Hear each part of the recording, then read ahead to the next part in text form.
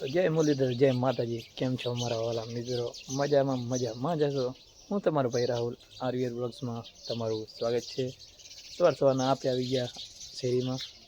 અહીં આપણે તો મેસુડી ટ્રેક્ટર અને આપણે લઈ જવાનું છે વાડીએ. તો ચલો આપણે નીકળીએ વાડી તરફ. હવે પહોંચીએ વાડીએ અને અહીંયા જીરો વાઢવાનું કામ છે ચાલુ. થોડો जीरो वटाए છે રહ્યો. जीरा तो आखा वाढ़ने जैसा ही है, लेकिन दाढ़िया नहीं मिल रहा है मेरी जान.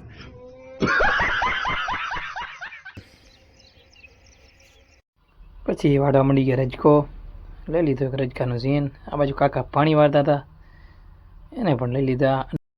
પરીણભાઈ કે રજકો વાઢો મંડને ભાઈ. મેં કીધું લાગશે વાર પણ આવશે મજા યાર. બડા હરામી હો બેટા. પછી તો આવી ગઈ ગાય માતા આપણા ખેતરમાં. કારણ કે હું મકાઈનો ઘેરો છે તે આપણે ગાય માતા માટે રાખ્યો હતો. એ આજ ગાયું ચરી જશે ઘેરો રહ્યો એટલો. અને ધીમે ધીમે કરતી બધી ગાય માતા આવી ગઈ આપણા ખેતરમાં ચરવા માટે. મંડી ગઈ હું ચરવા. આજ તો ખડ ને મકાઈ બધું ગાય માતા ચરી જશે ને ખેતર આજ થઈ જશે આપણું સાપ એકદમ. પછી તો આપણે રજકાની બારી કરીને રાખી દીધી ઠેકાણે. અને પ્રવીણભાઈ રજકામાંથી કડપલો ભરીને મંડી ગયા બળદને નીરવા માટે. અને બળદને કડપલો નીરાઈ જાય એ પછી આપણે જવાનું છે બાઇક લઈને ઘર તરફ. પછી અમે બે ભાઈ નીકળી ગયા ઘર તરફ, કારણ કે જમવા જવાનું હતું અને પછી વાવવાના છે તલ. તો એના માટે બિયાર અને ડીએપી ખાતર લેવા પણ જવું છે. તો ચાલો નીકળીએ આપણે. મિત્રો આપણે બાઇક લઈને ઘરેથી જમીને આવી ગયા અને હવે જઈએ છીએ કાળા તલનું બિયારણ અને ડીએપી લઈને, કારણ કે આપણે વાવવાના છે આજ કાળા તલ. મિત્રો આપણે ડીએપી કમ્પ્લીટ નાખી દીધું છે અને હવે આપણે નાખીશું તલનું બિયારણ.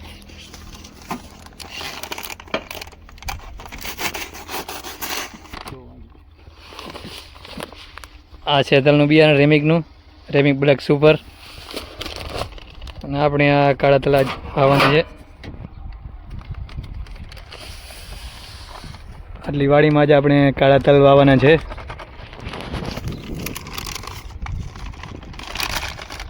પ્રવીણભાઈ બિયારણ નાખે છે રહ્યા. આ છે ડીએપી. આ છે 8 નંબરની ચકરી. એમાં આપણે કાળા તલ વાવશું.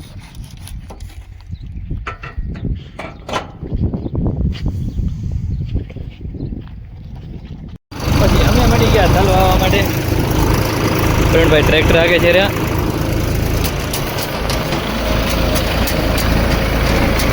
તલ કઈ આવી રીતના વાવણામાં જાય છે.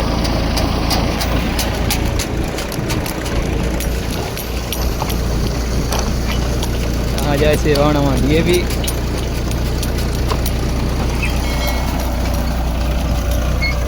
આટલા દાંતા બે છે.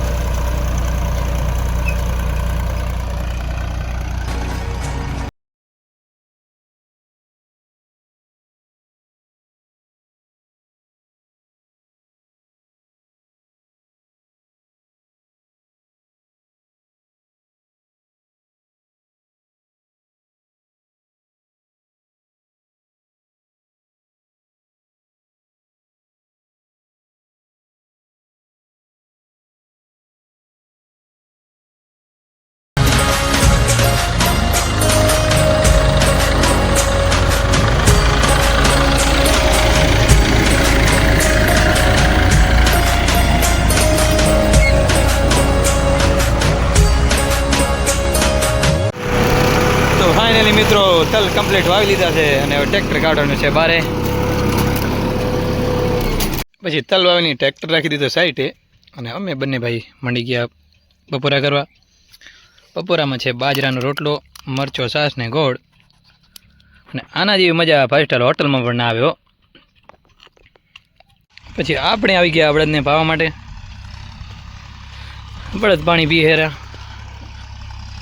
ચાલી વારમાં પ્રવીણભાઈ પંફરીઓ જોડાવીને ધોરિયા નાખે છે રહ્યા.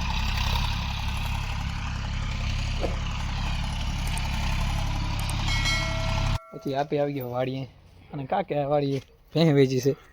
આ ભેં ચડાવવાની છે જીપ માથે.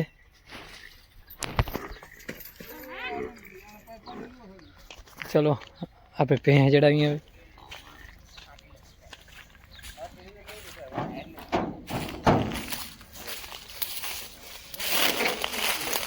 કઈ ભેં વેચી મારી છે. આ ડાલામાં ચડાવવાની છે ભેં. પણ આને શું કહેવાય? ડોબું ડોબું ડોબો. એમને એમ તો માથે ન ચડે. ગમે એટલી માર ખાય ને તો ડોબો જ કહેવાય. કાકા મારી ધોકાવારી કરી પણ ડોબો કે હું માથે તો નહીં જ ગયો. પછી ઘણી મહેનત કરી, ડોબાને માન માથે ચડાવ્યો.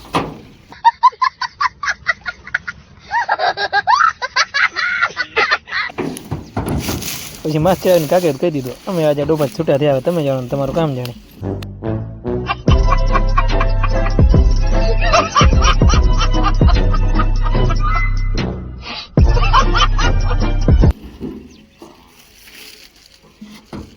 તો ભેં તો ચડી ગઈ.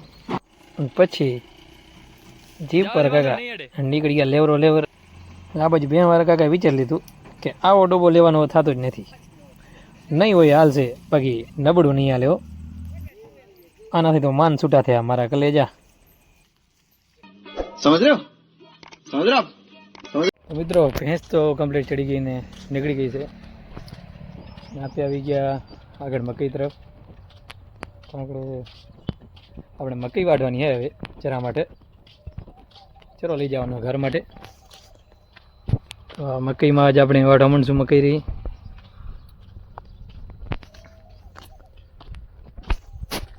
તો ચલો આપણે વાઢી મકઈ. તો મળીએ થોડી વાર પછી.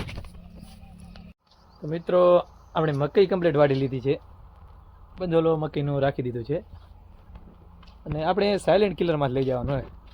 અને સાયલેન્ટ કિલર ક્યાં પડી છે તે પણ તમને બતાડું. ચાલો, અહીંયા પડી છે આપણી બાઇક, અને અહીંયા પડી છે સાયલેન્ટ કિલર. અને એને આપણે લઈ જવાની છે ઘરે, અને એના માથે મકઈનું બંધોલું રાખવાનું છે. અને મિત્રો અત્યારે વાગવા આવ્યા છે લગભગ 7ની આજુબાજુ સાંજના.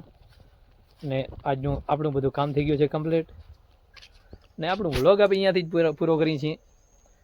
ત્યાં સુધી તમે મારી યુટ્યુબ ચેનલમાં નવા આવ્યા છો તો ચેનલને લાઇક શેર સબસ્ક્રાઈબ કરતા જાજો. ને અમારો વ્લોગ કેવો લાગ્યો તે કમેન્ટમાં જરૂરથી જણાવજો. મળીએ એક નવા વ્લોગ સાથે. ત્યાં સુધી જય મુરલીધર, જય માતાજી.